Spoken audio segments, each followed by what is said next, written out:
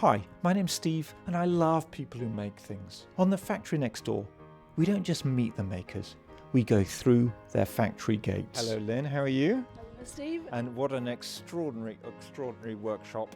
Each episode focuses on one beautifully made piece and the person behind it. My poor son, he jokes about it now. You used to make me sleep in a suitcase.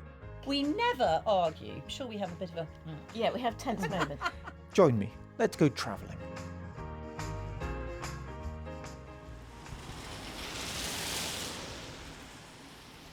Welcome to the factory next door. Thanks for joining us, and welcome to a wet Stratford-Upon-Avon, birthplace, of course, of William Shakespeare.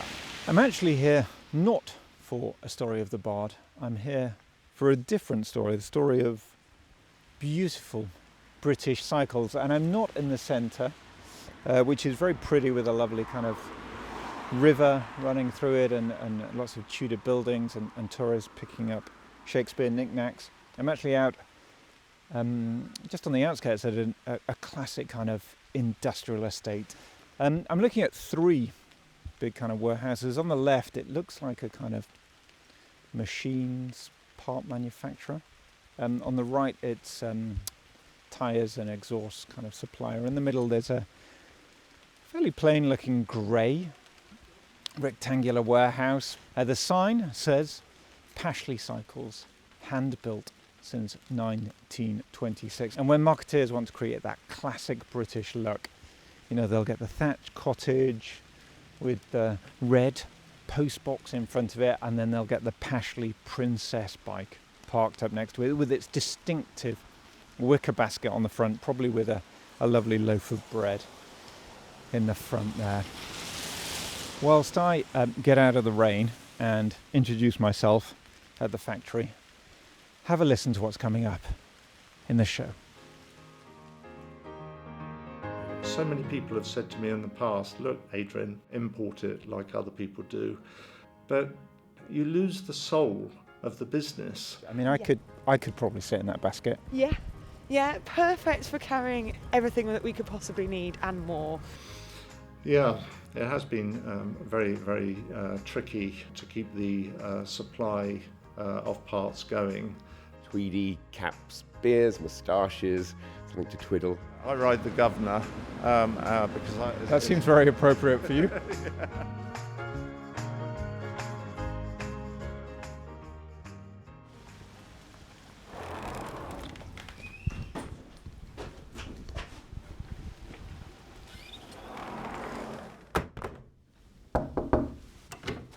Hello. You didn't have to bring the rain with you. I know, I'm really sorry about that. So I'm Adrian Williams and I'm the chairman of Pashley Cycles, and I've been here working at Pashley for 30 years. So we're now straight onto the factory shop floor, and what I'm going to do is I'm going to take you to the machine shop because that is where the process starts. Hello, Colin. Hey, morning, Colin. Sorry to disturb. Yeah. So Colin here, what you've got in front of you here, of course, is working at the bench. This is a chainstay, and you'll see that it's got a D section to it. So it's if you cut it in half, it'll be like a capital D. So it's got a flat and a curve. That is made on the same machinery that it's been made on for over 50 years. Okay. Just in the short time that we've been stood here with Colin, yeah. Initially it was just a series of bits of tube, yeah. But I can literally see the frame coming together in front of my eyes right now. It literally is hands building a bike. Yeah, I started off life in my working life as an aeronautical engineer working at Western Helicopters, and I always wanted to run my own business, and so at the age of 35 I asked my now late wife if she would pay the mortgage, if I could become a house husband, and went from a really good job into nothing. I dabbled in lots of different areas, and then one day a friend of mine said, you need to get out more. He said, you're working very hard, which I was, because I was doing some consultancy work. And he said, have you tried the new Bath to Bristol Sustrans route? And I said, no, I haven't even got a bicycle. And a few days later, he turned up at the door with a bicycle and said, there you are, now you've got no excuse, off you go. And that journey was quite transformative to me. The May Blossom was out, everybody was smiling, and it was a lovely ride to Bitton where the steam trains were and things.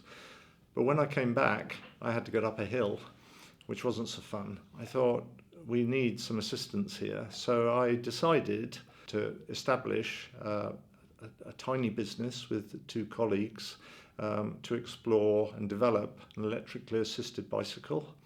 And this was in 1991. And then the phone rang and it was Pashley saying they were interested in our technology.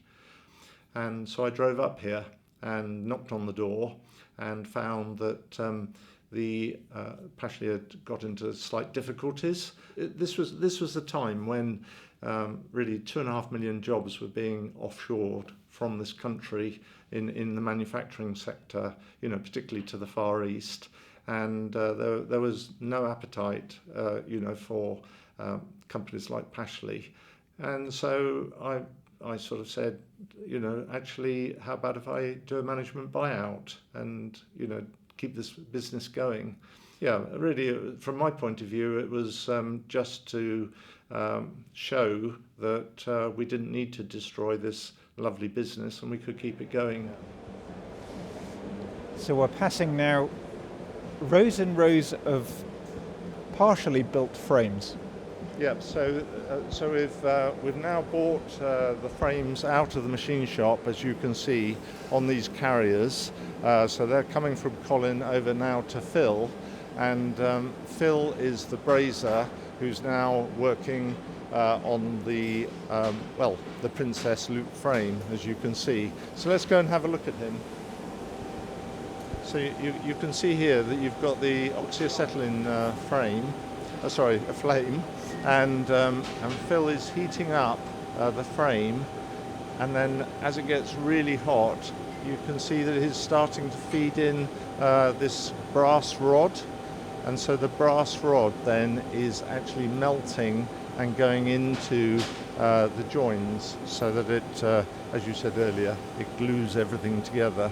Yeah, It's quite a sight, isn't it? Yeah, it's lovely, and it's actually quite an art as well.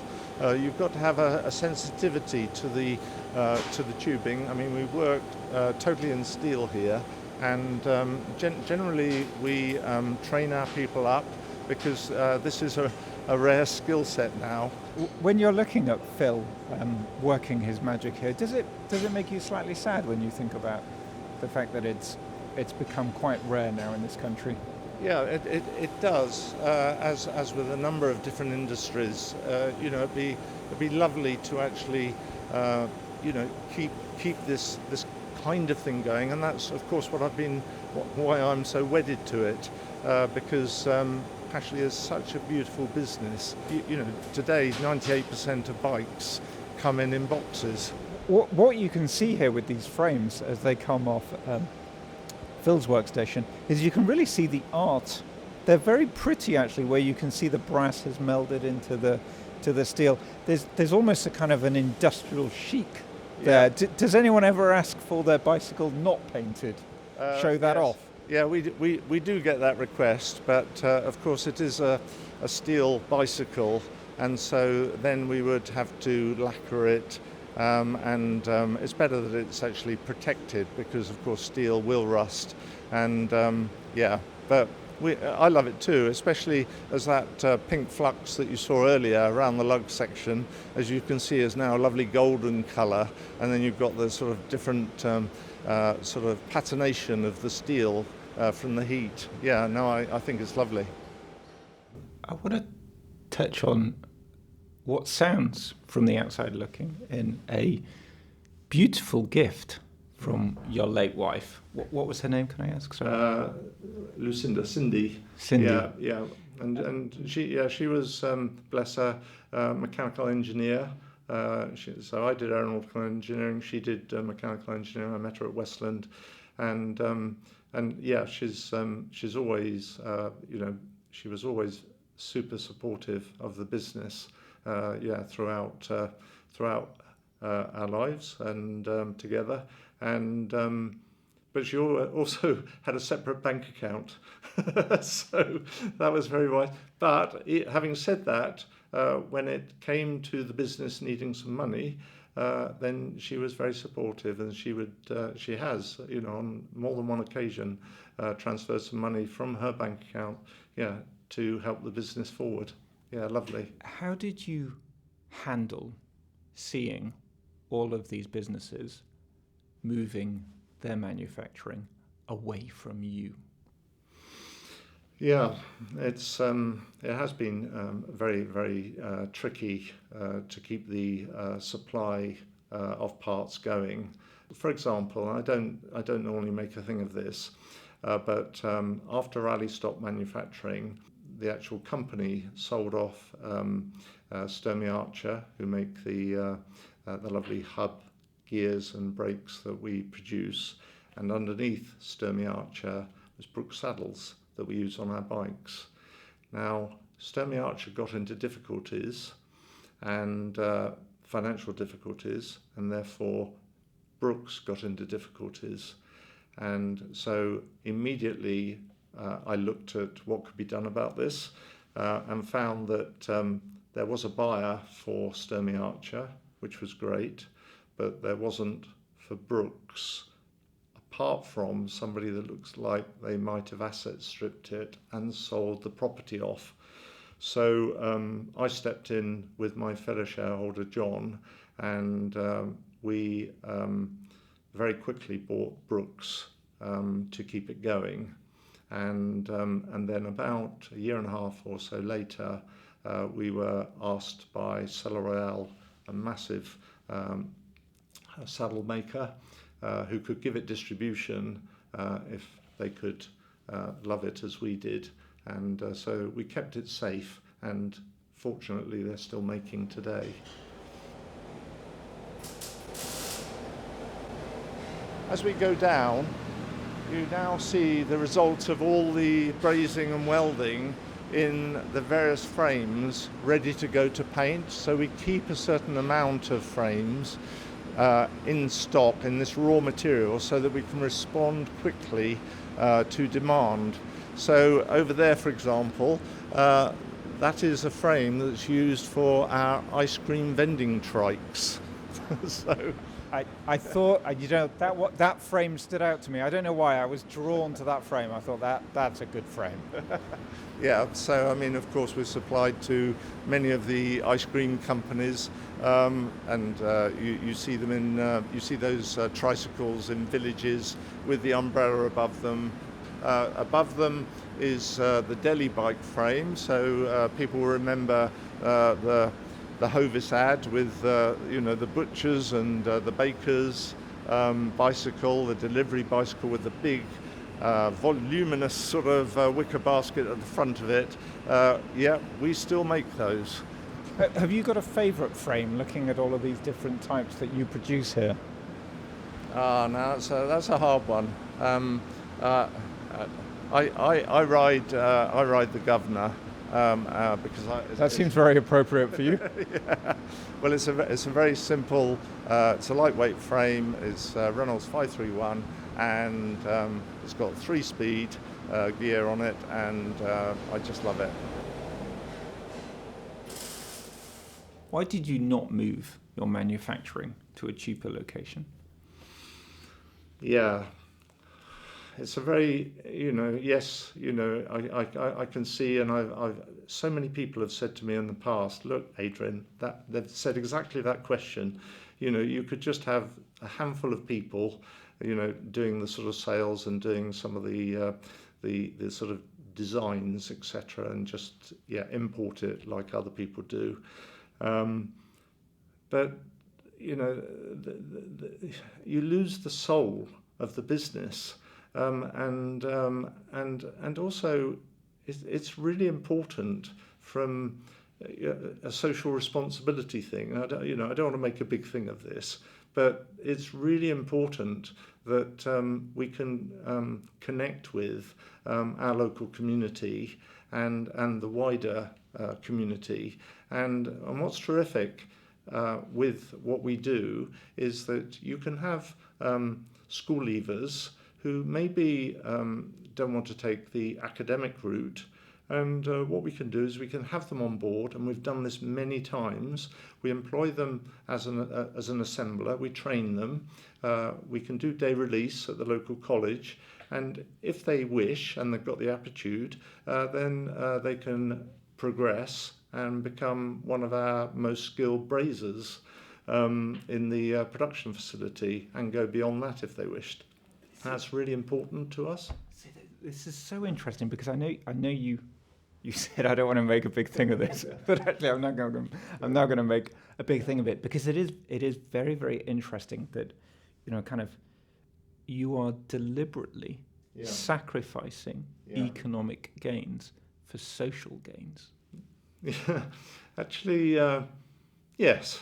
And I mean, it's not just our employees. We've got about 95 suppliers, UK suppliers, who are supplying into us, and of course facilities, utilities and things like that, etc. So it is not just what we're doing, ourselves here, but it's our connectivity into the wider sort of geographic region. Yes, you're right. If I wanted to make a shed load of money, I should have just said, okay, let's start importing. But you then lose the soul of the business. You become a brand, badge, and then what's the longevity of that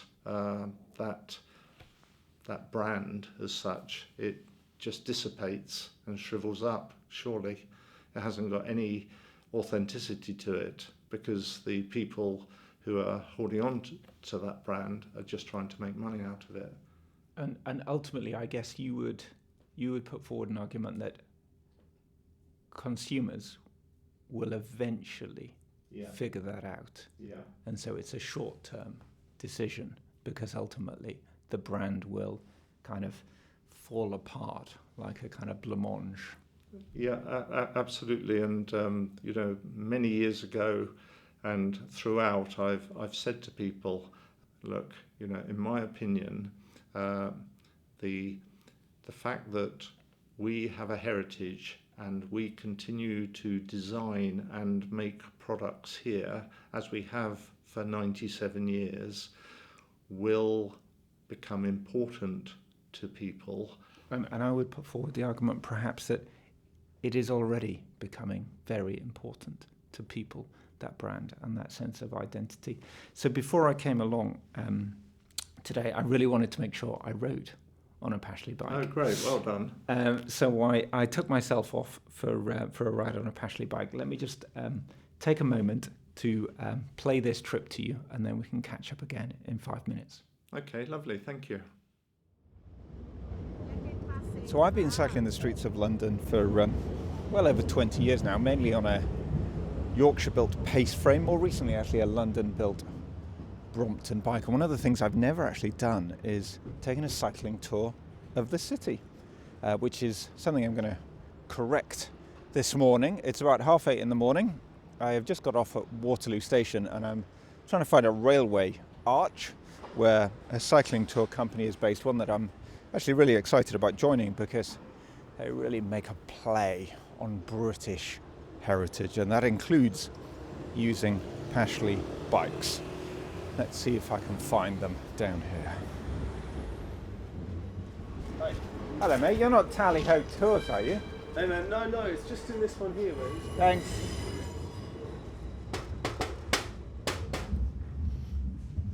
Hello. Hello, James. Are you James? Stephen, Hello, really nice Stephen. to This meet is you. Katie. Hi, Katie. Stephen, Nice to so meet nice you. to meet you. Hello there, yeah, my name is James Harvey and I'm the General Manager here at Tally Ho Cycle Experiences. Tally Ho is the quintessential English touring experience. We have guests from all over the world that come to London and want to see the sights, and we take them around on these beautiful Pashley bikes. I've got to talk about your outfit because there's an extraordinary kind of moustache beard. I mean, just stunning. I'd never be able to grow anything like that. I've been trying years.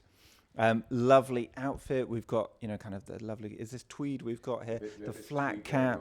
Just tell me a bit about the outfit. Well, that's sort of our aesthetic, really. It's all tweedy, caps, beards, moustaches, something to twiddle. We just like to sort of elevate it a little bit from other cycle tours. I bet more people take photos of you than the landmarks. Our tours are very relaxed, and it's all about taking a friend out, really. That's how we sort of pitch it. You're right. A lot of other tourists want to fit a photo with myself or the other guides, and they want a photo on the bikes, like they've done that experience. It's like, hang on a minute, but Big Ben should be more of an attraction than myself, I think. I'm going to disagree with you on that point. But let's talk about the bikes, because we're in a railway arch. You can probably hear the trains occasionally kind of rumbling, and we are looking out over rows and rows of Pashley bikes. Tell me why Pashley bikes for this experience. Well, because they are just so English. The shape of their beautiful curves, the shape of them. The world's so busy and we're so technical nowadays, and it's so much digital. To get hold of a bike that is none of that. It's analog. It's sturdy. It's trustworthy. You know what it does. You pull this lever, that pulls this cable, which stops the brakes. It's great. And there's even the baskets. The baskets are beautiful. They're obviously, you can see how they've been made. There's something sort of wholesome about it, which I think is very appealing to a lot of our guests. Great stuff. Right, well, I am very much looking forward to jumping on one and having a little scoot around the streets of London. Great. Well, we'll size you up, we'll get the right bike for you, and off you go. And, of course, we've got these lovely tweed hats as well, the caps that we give our guests as well. So if you want to wear a cap on that lovely head of hair that you've got, you'll look wonderful. Well, do you know, I should have brought my own. I didn't really think about that because, I'm a Yorkshireman, so I've actually got quite a fair share of flat caps at home. I bet you have. Well done. We're just stopping here to check everyone's nice and comfortable. We all good? Anyone need any adjustments at all? No? Good. So I'm on a beautiful maroon bike. Actually, it's labelled Sir Arthur Sullivan, which is stuck onto the handlebars here, which I will have to ask Katie about in a little bit. I've got a fabulous bell, just to warn people that we're coming. And I've got a great basket, which I'm not going to lie is fantastically useful for holding the recorder and the microphone, which is brilliant. Can I ask about your bicycle, Katie? Because it's a bit different from my bicycle. Yes, so this is, we call them a deli bicycle. Deli, or a bit like a butcher's bike. Great fun to ride. It looks great fun. I mean, the basket is huge. I mean, I could probably sit in that basket. Yeah, perfect for carrying everything that we could possibly need and more. So obviously the kind of useful things that we need, locks and first aid kits and etc. But then all our kind of extra bits and pieces. I always carry a horn with me. I often have people say, I look like Mary Poppins, or I can see that, you need an umbrella. It's a bit of a running joke between us guides, but I was like, I'd love a little dog that I could put in to go around. Perfect size for a little dog. People notice our bikes. You will often see out on tour where people will sort of come up, and even if they're not on one of our tours, they'll stand next to the bike and have a photo because they are so pretty. So I've just had to say goodbye to Katie and the rest of my cycling buddies. They are heading off to the pub.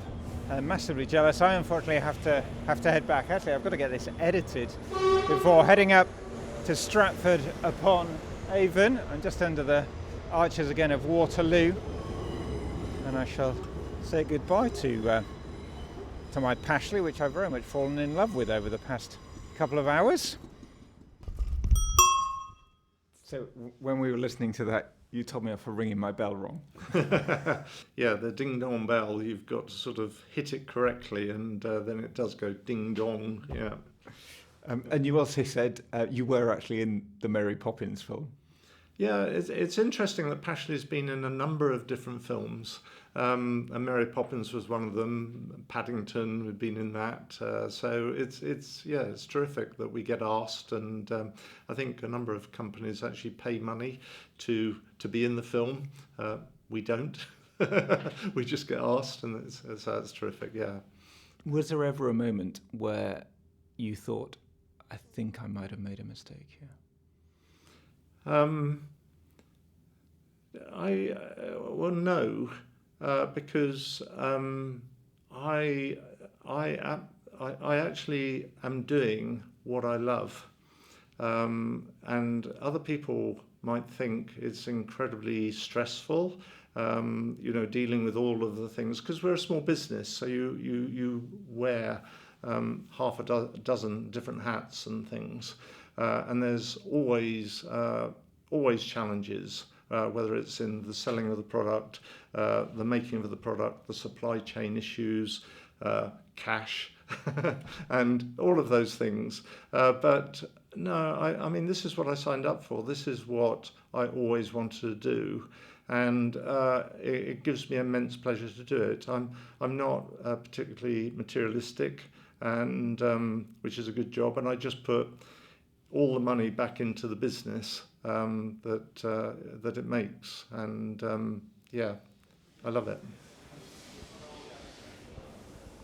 Now, this bike here that we're just coming up to, I recognise this bike instantly as a Londoner, but I had no idea. Do you do that bike? Yeah. This is the cycle hire scheme that you Yeah. get right across the capital city. Yes, that's right. And so we were given 18 months to design and develop this from scratch, and it should have really taken us about 3 years, but we did it in 18 months. We delivered on time, and it's a really robust product.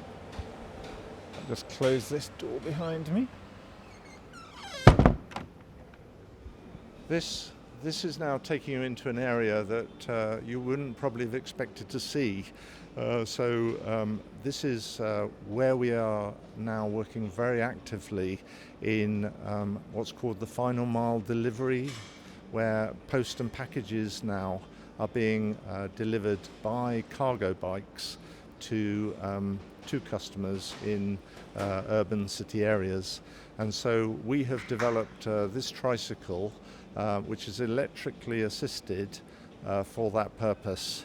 We're all the time designing, developing and innovating, and this market is growing rapidly from 1 billion to over 3 billion in the next 3 years, because internal combustion engine vans have to come back out of the city areas, and so they're being replaced by tricycles such as this.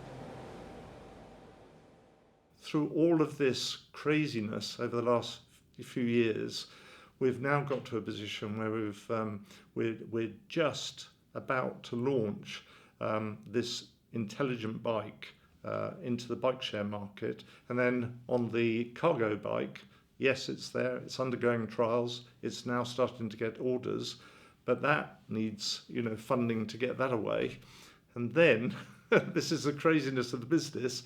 On the leisure side, we've got an electrically assisted consumer product now, a classic bike coming along.